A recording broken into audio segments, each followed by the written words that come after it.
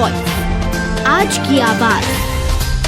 देश में आरबीआई के द्वारा 2000 रुपए के नोट वापस लेने के ऐलान के बाद में अब आम आदमी और व्यापारियों में उलझन पैदा हो चुकी है। जनता के बीच भय का माहौल भी है और आम जनता व्यापारी यह सोच रहे हैं कि 2000 का नोट बंद हो चुके हैं, लेकिन आरबीआई ने केवल नोट वापस लेने की बात कही है। जहां पर एक और इस नोट को लेकर राजनीति गर्मा गई है, तो वहीं पर कुछ लोग मान रहे हैं कि किसी के काले धन की वापसी होगी, लेकिन आने वाले समय में देखना होगा कि 2000 के नोट वापस लेने पर आरबीआई का फैसला किस हद तक सही पाया जाता है। आपको बता दें कि नोटबंदी भी हुई थी, उस समय भी जनता और व्यापारियों को नोटबंदी को समझने में काफ़ी समय लग गया था। इसके मामले में भी राजनीति खूब हुई थी।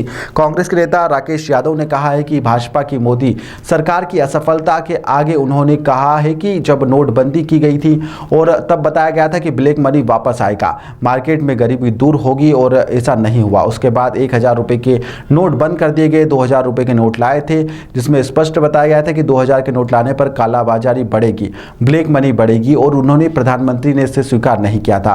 आज देश की इकोनॉमी समाप्त हो चुकी है, अर्थव्यवस्था पूरी तरह से डगमगाई हुई है और इस समय फिर से वापस से ये नोट वापस लिए जा रहे हैं। देखिए, भारतीय जनता पार्टी की जो मोदी सरकार है उसकी सबसे बड़ी असफलता है। जब नोटबंदी की गई थी तो ये बताया गया था कि ब्लैक मनी वापस आएगी, मार्केट में सारा ब्लैक का पैसा आएगा, गरीबी दूर होगी। वो भी नहीं हुआ। उसके बाद 1000 के नोट बंद करके 2000 के नोट जब लाए गए तो जब स्पष्ट ये बताया गया कि 2000 के नोट लाने से कालाबाजारी बढ़ेगी, ब्लैक मनी बढ़ेगा, लेकिन मोदी सरकार ने और स्वयं प्रधानमंत्री ने स्वीकार नहीं करा। आज पूरे देश की इकोनॉमी समाप्त हो चुकी है, आर्थिक स्थिति बदहाल है।